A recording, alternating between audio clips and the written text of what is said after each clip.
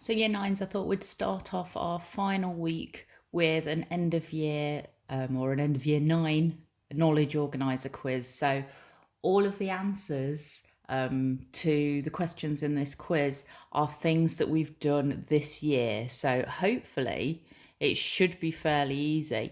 If it's not, you may well need to spend some time going back over the knowledge organisers, the things in there that you're going to need next year and the year after. So if you get a bit bored during the summer holidays, it certainly wouldn't hurt to look back through those knowledge organisers and just refresh your minds. So we'll go through the questions first, then the answers. We've got 20 questions. Here we go. So number 1, and you will definitely need this one in the next 2 years. Name 10 persuasive techniques. Now, if you think FEARR RISES, that should help you. Can you do them all without cheating? See if you can remember what they all stand for. Number 2, hopefully a nice easy one. Going back to just after Christmas, what are Romeo and Juliet's surnames? There was a way that I told you to remember which way round they were. So if you can remember the 2 surnames but can't necessarily remember which one has which surname, there was a way that I told you to remember them. What's the name of Juliet's cousin? He was the evil one who ended up fighting with Mercutio and fighting with Romeo. What was his name? Number 4, what's a noun phrase? Hopefully fairly easy, that one. Number 5, name 3, that should say war poets. So 3 war poets. We've studied that fairly recently, so can we name the 3 that we've studied? Number 6, what is propaganda? Number 7, explain the difference between a metaphor and a simile. Can you do that? Not just saying what it is, but explaining the difference between the 2 of them. Number 8, what is personification? Number 9, what's the word that describes words that sound like the sound that they make? Bonus point if you can spell it right as well. So what's the word that describes words that sound like the sound they make? Number 10, what does the word patriarchal mean? We did that when we did the breadwinner. We've also mentioned it throughout Romeo and Juliet. In year 8, we would have come across this word when we were studying Midsummer Night's Dream. So what does the word patriarchal mean? Number 11, if you were asked to write about the context of a text, what do you need to include? So again, when we've done the breadwinner, when we've done the listeners, when we've done Romeo and Juliet throughout year 9, war poetry, you would need to mention about the context of a text. So what does that mean? What are we writing about in that paragraph? Number 12, just mentioned the listeners. In The Listeners by Walter de la Mare, there's a line, and his horse in the silence champed the grasses. What poetic technique is this an example of? I'll just repeat that line and really emphasise what we're focusing on. His horse in the silence champed the grasses. So what poetic technique is that an example of? 13, hopefully everybody knows this one. What does PEAL stand for? Number 14, we did this when we were looking at the Fire of London.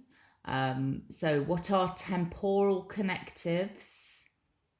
And give 3 examples. And what are causal connectives? And give 3 examples. So numbers 14 and 15.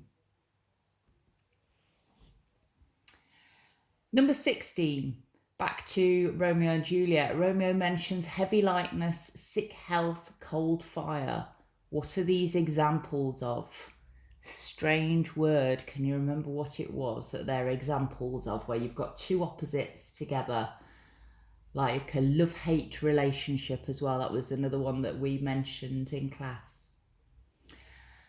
Number 17, again, something that we mentioned while we were studying Romeo and Juliet. Shakespeare uses lots of celestial imagery. What is this? Number 18, from the knowledge organisers, when you were studying Romeo and Juliet, what's the difference between a soliloquy and a monologue? What's the difference between a soliloquy and a monologue? Number 19, going right back to the beginning of year 9 when we were studying the Dylan Thomas poem, what are collective nouns? And number 20, give 2 ways in which a colon can be used. So give yourself a bit of time to answer those. There's no rush to get these done. And when you're ready, if you move on, and we'll go through the answers. So let's move on to the answers now then. So number 1, naming 10 persuasive techniques. So if we go through FEARR RISES, facts and opinions, exaggeration, address the audience directly, repetition, rhetorical questions, rule of 3, imperatives, superlatives, emotive language, short sentences. Okay, you should be able to remember all of those through using FEARR RISES. If you can't, try to learn them. Number 2, Romeo and Juliet surnames, Montague and Capulet. I said in class, if we remember Juliet, Capulet, they both end with et, Juliet, Capulet. Okay. Number 3, Juliet's cousin was, of course, Tybalt. A noun phrase is the words around a noun that describe it. So we've got an example here, the expensive, sparkling silver designer dress. So the noun is the dress, the object, and the noun phrase is all of those words around it, expensive, sparkling, silver designer, that describe the dress. 3 war poets, Jessie Pope, Wilfred Owen and Rupert Brooke, were the 3 that we have been learning about. Propaganda, number 6, information, especially of a biased or misleading nature, used to promote a political cause or point of view. So where we've been looking at propaganda in the war poetry unit, we've got people like Jessie Pope with her poems making out that war was almost just a bit of a laugh. Go off with your friends, have fun, enjoy yourselves, do what's right for the country. It'll make you feel good to be doing your bit. All those posters, we need you, those pointing hands, pointing fingers, that was all part of propaganda, making the young men at the time feel like they needed to do their bit. Number 7, explain the difference between a metaphor and a simile. So a metaphor says that one object is something else, whereas a simile says it's like something else. So I'm just trying to think of a really quick example. If somebody is a really, really slow runner, you might say for a simile, he runs like a tortoise, or he runs as slow as a tortoise. If we use the words as or like, that's a simile. Whereas a metaphor, you might say he's a tortoise. Now, obviously he isn't. If he's a person, he's not a tortoise, but in saying he is a tortoise, you're using a metaphor to describe how slow he is. Number 8, what's personification? That's where non-human objects are given human traits. So maybe things like, if we think back to, I'm just trying to remember the name of the poem, Island Man, that you studied in year 8. And one of the lines in there, his crumpled pillow waves. And if you think about the idea that a pillow can wave, well, of course it can't. A pillow hasn't got hands, but it makes it sound as the man's getting up in the morning like the pillow's saying goodbye to him as he gets up for the day. So that would be an example of personification. Number 9, what's the word that describes words that sound like the sound they make? It's onomatopoeia, and that is the correct spelling of it. Really tricky spelling, so well done if you spelt it correctly.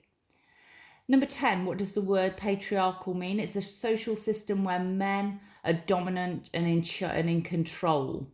Okay, so men are in control. So like in the olden days when we've read things, and I gave the examples of the breadwinner, usually when we'd in the context and the historical times in which the breadwinner was written, it would be the man who was going out to work. He would be the breadwinner. He'd be bringing the money in, and the woman would be at home, cleaning, cooking, bringing up the children. So that would be a patriarchal society.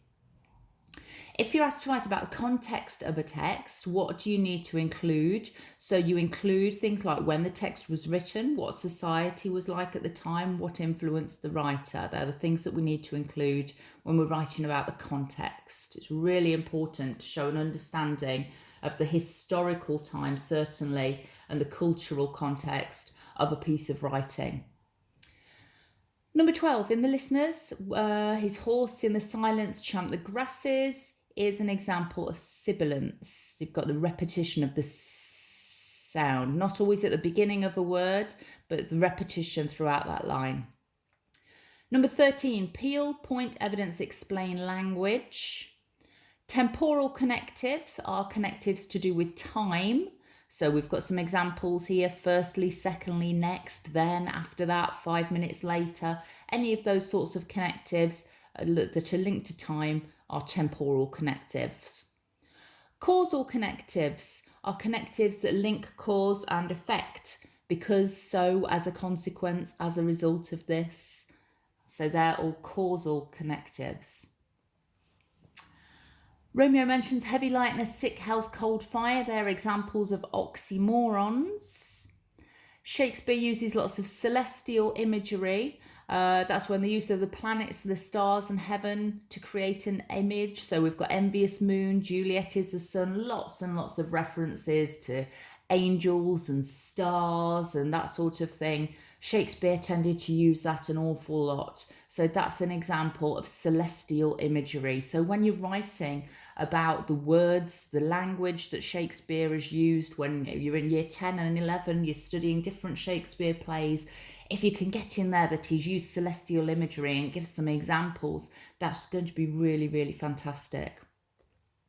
Number 18, the difference between a soliloquy and a monologue. So a soliloquy is when a character talks to themselves when they're alone on stage, and a monologue is when a character talks to themselves when others are on the stage. So they're both a speech where only one person is talking, but the soliloquy is when nobody else is on the stage. Monologue is when other people are on the stage.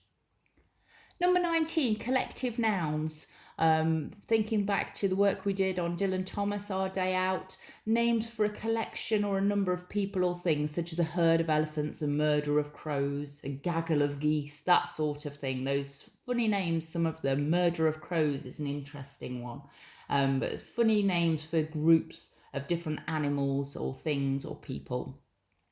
And two ways in which a colon can be used. So this is from your knowledge organizer to provide a pause before introducing related information. For example, in a list, to make the perfect jam sandwich, you need three things: colon, some bread, some butter, bread and raspberry jam. A colon can also be used to introduce a definition statement or explanation of something, where the second half tends to be a summary or a consequence of the first. So I know how I'm going to handle this. Colon, I'm going to hide.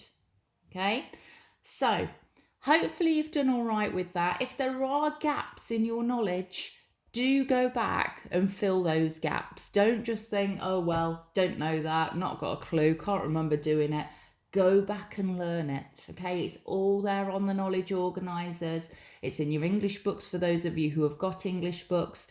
Just keep going over and over this stuff because it's important stuff that you really need to have in your head rather than having to look up every single time. Okay, well done.